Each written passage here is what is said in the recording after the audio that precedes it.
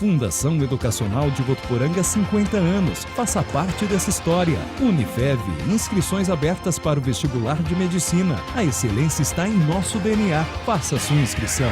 Fundação Educacional de Votuporanga e Unifev oferecem TVU Jornal.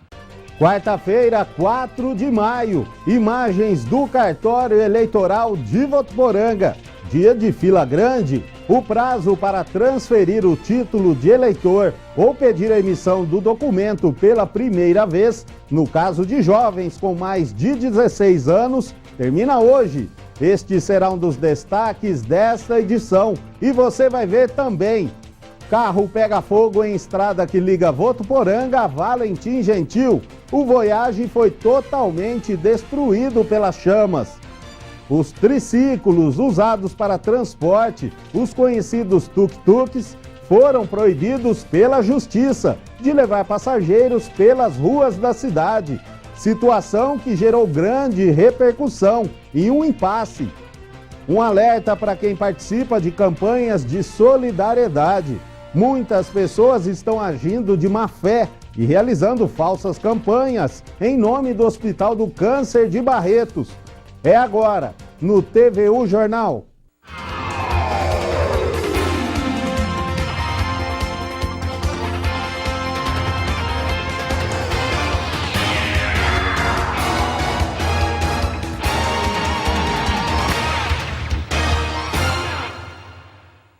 Olá, boa tarde. Um mistério intrigou a polícia de Votuporanga ontem à noite. Um automóvel foi abandonado e incendiado em uma estrada rural que liga Votuporanga a Valentim Gentil. A ocorrência foi atendida por volta das 11 da noite. Quando os policiais chegaram ao local, encontraram um veículo em chamas. O carro, um Voyage da cor bege, com placas de Campinas, ficou totalmente destruído e o motorista não foi encontrado. Após pesquisa pelas placas, foi constatado que a documentação do carro estava regular e que não havia denúncias de furto ou roubo. Por meio de uma ação movida na Justiça, os triciclos usados para o transporte em Votuporanga, os conhecidos tuk-tuks, foram proibidos pela Justiça de levar passageiros pelas ruas da cidade. A situação gerou grande repercussão e um impasse que, enquanto não é resolvido, tirou o trabalho de 2 investidores que apostaram no serviço. A reportagem é de Josiano Garofolo e Paulo Guerra. Há uma semana, esses 2 empreendedores estão impedidos de trabalhar. Uma liminar na Justiça, concedida após uma ação do Sindicato das Empresas de Transporte Urbano de Passageiros de São Paulo, proibiu o uso dos simpáticos tuk-tuks para o transporte de passageiros em Votuporanga. A notícia caiu como uma bomba na vida do Miguel, que, impedido de fazer as corridas, não sabe como vai pagar as suas contas. E o prejuízo é muito grande, porque nós fizemos um investimento altíssimo para melhorar a renda familiar e agora estamos barrados de trabalhar, né, na categoria mototáxi. Nós estamos tendo que trabalhar na área de turismo. Então, quer dizer, complica bastante a situação da gente. A situação também revoltou o Anderson. Ele investiu cerca de R$30 mil equipando o seu triciclo. E apenas após 60 dias de trabalho, teve que encostar o tuk-tuk para cumprir a determinação da Justiça. Uma surpresa não muito boa para a gente e isso mexeu bastante com a gente. E hoje em dia já está complicado por não poder usar o serviço de mototáxi. Então estou tendo que trabalhar em outras áreas, como turismo, como locação, né? Para a gente tentar aí reverter a situação e pagar o investimento que foi feito na empresa. A notícia sobre a proibição dos tuk-tuks foi tornada pública na sessão da Câmara da última segunda-feira por esse vereador. O Legislativo, aliás, aprovou uma lei para o serviço de transporte de triciclos em fevereiro deste ano. A proibição surpreendeu e é lamentada pelo parlamentar, mas ele acredita que a situação será revertida.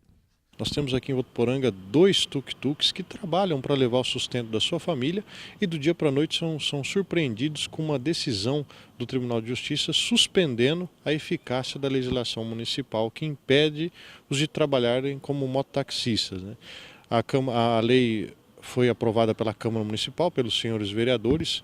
Nós entendemos do ponto de vista jurídico que a situação deles está toda regulamentada, mas houve uma interpretação jurídica do tribunal aí com a legislação federal e as resoluções do CONTRAN, que é o Conselho Nacional de Trânsito, suspendendo a eficácia da lei até a manifestação da Prefeitura, apresentando sua manifestação, o que levou a confecção da lei e a aprovação da lei pelos senhores vereadores. O secretário de Trânsito explicou que a Prefeitura já encaminha o recurso para tentar derrubar a liminar.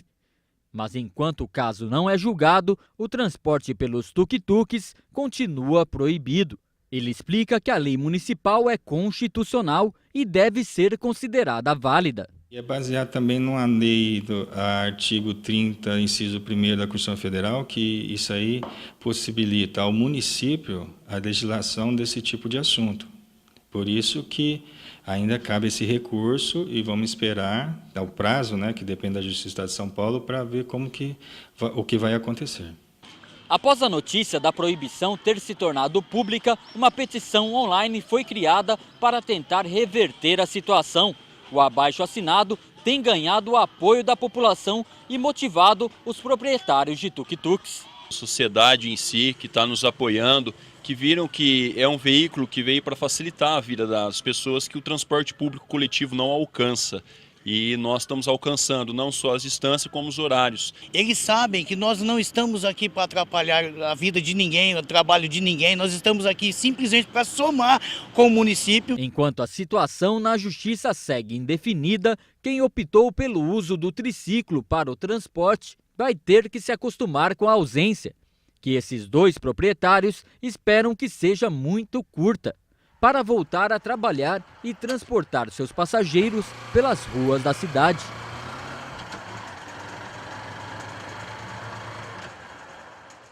A nossa produção fez contato com o sindicato que entrou com ação na justiça e fomos informados que o caso está em análise e uma nota deve ser divulgada em breve. O prazo para transferir o título de eleitor ou pedir a emissão do documento pela primeira vez, no caso de jovens com mais de 16 anos, termina hoje. Isso porque a solicitação deve ser feita até 151 dias antes da votação, que acontece em outubro, como estabelece o calendário eleitoral. Logo pela manhã já era grande movimento no cartório eleitoral de Votuporanga. Quem deixou para a última hora para resolver alguma pendência com a Justiça Eleitoral teve de esperar debaixo de sol. Tá difícil, tá bem complicado. E por que deixou para a última hora? A gente trabalha e fica complicado. Eu venho só, o nome tá apagado, vem refazer. Tá muito sol. Difícil? Não, ninguém aguenta. Fazer o quê, né? A gente deixa para a última hora. E por que deixou para a última hora? A correria, né? A gente vai fazer o quê? O atendimento está sendo feito através de senhas e demora em média 3 horas. Hoje está sendo feito qualquer tipo de atendimento, né? Mas hoje a gente está dando preferência para transferência e quem vai fazer o título pela primeira vez. E as pessoas que estão com o título em dia precisam vir para fazer alguma procedência? Não, a biometria ela não é obrigatória para essa eleição. Então a gente até pede gentilmente que as pessoas não compareçam no cartório eleitoral. Isso é regra, via de regra, o brasileiro deixa a coisa para a última hora. Então hoje a gente acredita que vai atender mais de 300 pessoas. A gente prevê que o atendimento no mínimo hoje vai durar 3 horas. O título de eleitor é obrigatório para quem tem entre 18 e 70 anos e facultativo para os menores de 18 e maiores de 70. Para fazer algum tipo de regularização é preciso levar alguns documentos. Quem não estiver com a situação em dia vai sofrer penalidades. A pessoa tem que trazer o RG, CPF e comprovante de endereço atualizado no nome. Lembrando que a pessoa que for tirar o título pela primeira vez, for do sexo masculino, for maior de 18 anos, tem que trazer a reservista. Então, para a pessoa que não vota no dia da eleição, ela tem uma multa de R$ 3,51. É bom ficar atento, correr hoje, porque é o último dia. Isso, tem que vir hoje, é o último dia. Perdeu, já era. Não tem prorrogação. E este ano, o primeiro turno das eleições municipais, que vão definir os novos prefeitos e vereadores, está marcado para o dia 2 de outubro. Nas cidades em que houver segundo turno, ele ocorrerá no dia 30. E a Secretaria de Saúde de Fernandópolis confirmou um segundo caso de gestante com o vírus da Zika na cidade este ano. A mulher tem 23 anos, está com 39 semanas de gestação e passa bem. De acordo com a Vigilância em Saúde de Fernandópolis, o exame foi realizado no Instituto Adolfo Lutz e, após a confirmação, a gestante foi encaminhada ao Centro de Atendimento às Doenças Infecto-Contagiosas, onde foi atendida por um médico infectologista, que fará o acompanhamento, juntamente com o médico da atenção básica. Este é o segundo caso confirmado este ano no município. E agora um alerta para quem participa de campanhas de solidariedade. Muitas pessoas estão agindo de má fé e realizando falsas campanhas em nome do Hospital do Câncer de Barretos. Campanhas em prol do hospital são feitas com autorização do mesmo. Por isso é bom ficar atento. Danilo Arroio tem as informações. O Hospital de Câncer de Barretos é referência em todo o Brasil e também em outros países do mundo em relação ao tratamento de câncer. E tudo é feito de graça.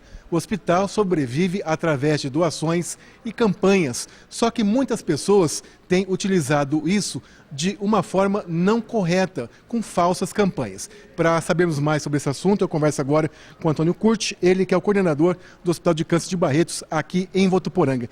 Que campanhas falsas estão fazendo em nome do hospital? Olha, recentemente tivemos umas pessoas procurando empresas, alegando que queriam fazer palestra para falar sobre câncer e atrás disso aí vinha algumas despesas e quando eu fui comunicado que eu tomar as providências necessárias, as pessoas evadiram e foram embora antes de eu chegar. E temos também aqui em Votuporanga que às vezes a pessoa pensa em ajudar o hospital. O que ele faz? Eu vou fazer uma rifa em nome do hospital. Não, isso não existe, não podemos fazer rifa, todas as rifas têm que ter uma autorização federal e o hospital não tem esse tipo de serviço em qualquer cidade. E as pessoas pedem aí todo tipo de doação? Pedem. Olha, se você quiser fazer uma doação hoje, nós recebemos mercadorias, roupas, recebemos os lacres, temos as campanhas, a campanha aqui em Votuporanga dos cofrinhos, que eu e minha esposa que cuidamos, nós temos o leilão, temos várias campanhas que a gente desenvolve. Por exemplo, agora em Corpus Christi, as igrejas vão desenvolver um trabalho que tem uma procissão e elas todas têm autorização e vão pedir mercadorias, as mercadorias certas que o hospital usa, vai ser doadas e levada tudo para Barretos. E como identificar se a campanha realmente é verdadeira ou não e o que fazer no caso de alguma desconfiança? Olha, toda pessoa que pensa em fazer uma campanha ou tem uma devoção, uma coisa ou outra, um agradecimento ao Hospital do Câncer, hoje o hospital está muito organizado sobre isso. Qualquer campanha que você queira fazer, você vai ter que me procurar, eu vou dar um documento por escrito, eu tenho que acompanhar, porque senão está acontecendo que várias pessoas do nada fazem qualquer campanha na cidade. Ok, muito obrigado pelas informações. E se você tiver alguma dúvida ou quiser outras informações, é só ligar nos telefones 3421-6263 ou no celular 98131-8677. Danilo Arroio Martins para o TV Jornal. E ainda segundo o coordenador, ano passado 1.159 pessoas de Votuporanga foram atendidas em Barretos. Reforçando, então, o telefone para quem quiser ajudar o hospital. É o 17 3421 6262. Repetindo, 3421 6262. E agora as notícias que ganharam destaque na região. É o Região em 1 minuto. Olá, pessoal, boa tarde. Uma quadrilha que falsificava agrotóxicos na região noroeste paulista foi desarticulada pela Polícia Civil de Catanduva. O esquema funcionava em pelo menos 5 cidades da região. A polícia apreendeu uma grande quantidade de produtos agropecuários falsificados e armas. Tudo somava R$2 milhões. A mercadoria estava distribuída em galpões e casas, a maioria na zona rural. As 6 pessoas foram presas e elas vão responder por crime contra a saúde pública e formação de quadrilha. Um aposentado de 51 anos ficou gravemente ferido após ter sido atropelado por um caminhão enquanto conduzia uma bicicleta em Castilho. O veículo pertencia ao Departamento de Obras e Serviços Públicos da Prefeitura. A vítima caiu da bicicleta e ficou presa na parte de baixo do caminhão. O idoso foi encaminhado a um hospital de Castilho e a polícia investiga o acidente. Uma briga entre dois adolescentes, um de 15 e outro de 16 anos, terminou com um deles atingido por golpes de canivete em frente a uma escola em Guararapes. A escola fica no centro da cidade, onde o adolescente de 16 anos, vítima da agressão, estuda. A polícia foi chamada e o garoto foi encaminhado para a Santa Casa de Araçatuba. O jovem suspeito pelo crime foi levado para a cadeia de Penápolis e será apresentado no Fórum de Guararapes. Um homem é acusado de colocar um cão vivo em um saco de lixo para ser recolhido pelo Serviço de Limpeza Pública em Buritama. O caso revoltou alguns moradores do bairro Horácio Goulart. O animal chegou a ser socorrido pela vigilância epidemiológica da cidade, mas estava bem debilitado e precisou ser sacrificado. Um veterinário gravou o homem confessando que fez o descarte do cão porque achou que estava morto. O caso será investigado pela Polícia Civil como praticar ato de abuso a animais. No Brasil, o crime de maus-tratos prevê pena de detenção de 6 a 1 ano, além de multa. E esses são os destaques da região Noroeste Paulista de hoje. Até a próxima! E a Unifev completa 50 anos este mês. Neste período, mais de 40 mil alunos saíram daqui profissionais.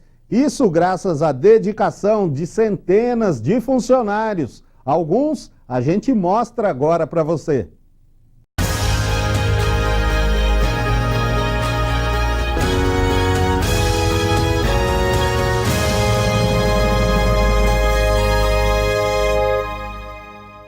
Cinco décadas de muita história e muito desempenho para que a FEV se consolidasse num dos melhores centros universitários do país. E tudo começou nos anos de 1960. O que hoje é referência na educação teve início, digamos, com uma promessa de campanha política. Perto de completar 90 anos de idade, seu Dalvo Guedes lembra muito bem dessa época. Inúmeras recordações, principalmente aquelas ligadas ao ensino de Votuporanga. Pelas dificuldades que eu tive quando eu era criança e que eu não podia estudar. E que eu recebi o bafejo de pessoas amigas da minha família que me criaram condições para mim começar a estudar. Isso é muito importante. E isso ficou gravado, esse sentimento ficou gravado. E está explicado porque a educação foi o carro-chefe no mandato de Dalvo Guedes entre 1964 e 1968, né? Nesse período, instalou mais de 10 escolas entre as primárias e as secundárias. O ex-prefeito conta que, mesmo com tantos novos grupos, ainda faltava algo. Ver muitos jovens tendo de viajar todo santo dia para fazer uma faculdade, ou então saber que muitos não faziam um curso superior por falta de dinheiro, comoveu o até então chefe do executivo. Hora de pôr em prática aquilo que desejou quando ainda era candidato. Eu fiz um compromisso no programa de governo que, se eleito, eu iria instalar uma faculdade em Votuporanga. E está escrito lá. E com muita ajuda de outros amigos, da Câmara Municipal, de gente do ramo da educação, eu reuni um grupo que me ajudou muito e que tinha o mesmo ideal e conseguimos levar avante essa ideia. E como prefeito, eu assumi a responsabilidade de criar e instalar a faculdade por conta do município. E de lá para cá, nesse meio século de existência, FACLI, FACICA e FIV. E nesse período foram vários desafios, muito trabalho para que a Unifev estivesse entre as melhores instituições de ensino superior do país. E essas conquistas se devem ao esforço de muita gente que, assim como seu Dalvo, o idealizador, contribuiu e ainda contribui para os avanços na Unifev. O professor Antônio Lopes é um deles. Esta é a rotina do pedagogo há 41 anos na Fundação Educacional de Votuporanga. Doutor em Educação Escolar, já ensinou praticamente para todos os cursos de licenciatura da instituição. Um ofício que se orgulha dia a dia. A grande preocupação do magistério oficial e o magistério assim particular, e inclusive era a formação de professores, porque nós estávamos no momento do período chamado democratização da escola. Então era um período justamente em que os alunos que terminavam normal naquela época, coisa que não existe hoje, né? Ou colegial, e entrava na faculdade querendo ser professor.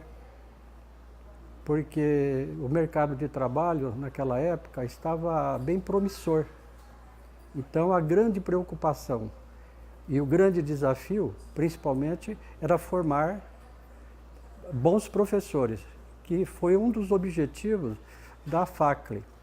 A FACLE, ela tinha uma vocação para formar professores. E de 1975 para cá, a missão por aqui continua a mesma. A Unifev, ela sempre se preocupou em estar, vamos dizer, de acordo com as necessidades do mercado. Quer dizer, nós não vamos formar só o licenciando, que era a grande preocupação do passado.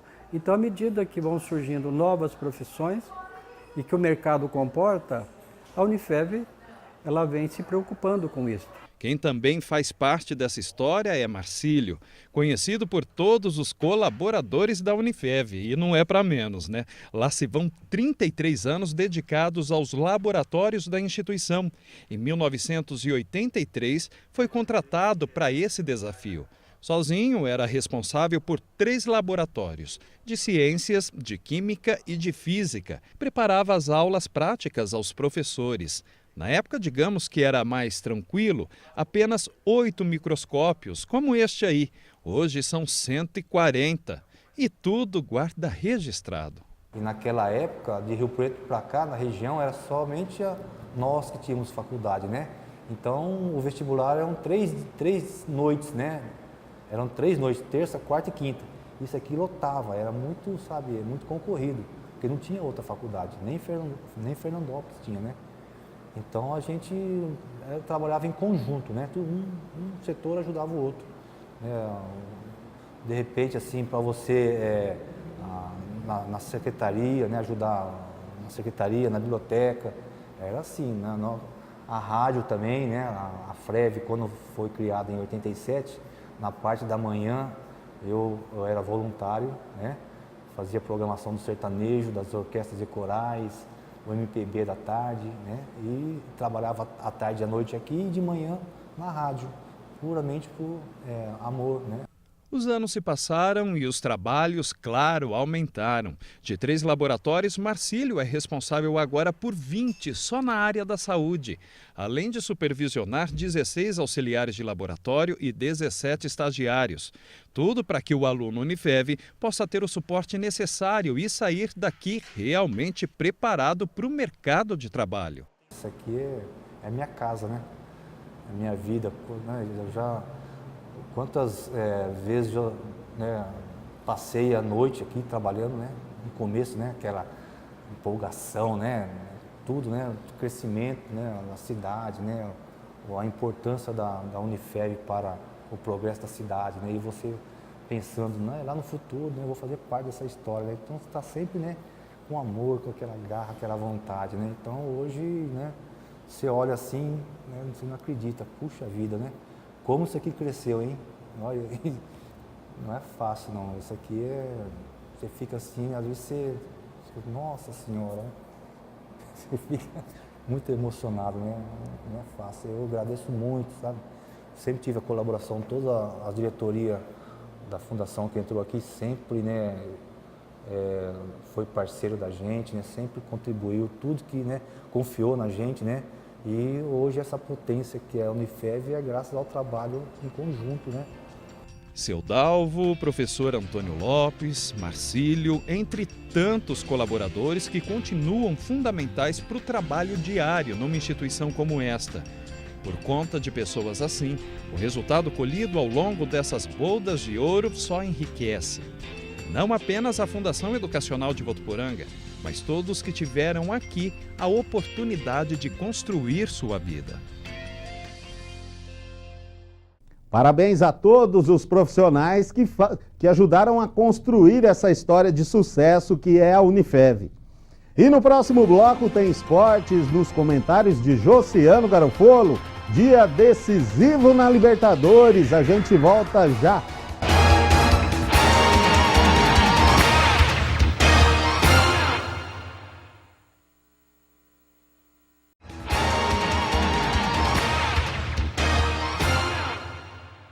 Nádia Martins conta pra gente agora como fica o tempo nesta quarta-feira.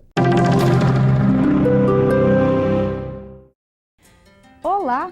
O ar seco e a nebulosidade continuam sobre o estado de São Paulo. Isso ajuda a diminuir as condições para a chuva. A temperatura aumenta um pouco, mas ainda não podemos dar adeus a esse tempinho frio. Na capital São Paulo, a quarta-feira deve ser nublada e há previsão de chuva fina por lá. Os termômetros marcam mínima de 14 e máxima de 24 graus. Em São José do Rio Preto, também não há previsão de chuva para esta quarta-feira. As temperaturas vão ficar mais ou menos assim, mínima de 16 e máxima de 29 graus. Em Votuporanga, o tempo permanece instável, manhã e noite com temperaturas baixas e à tarde a forte incidência do sol. Nesta quarta-feira, a temperatura sobe um pouco em relação ao início da semana, mínima de 13 graus e máxima de 31. E a previsão do tempo fica por aqui, até a próxima. Chegou a hora do esporte, o Josiano já está aqui. Boa tarde, Josiano. Vamos começar aí falando sobre a Copa Paulista.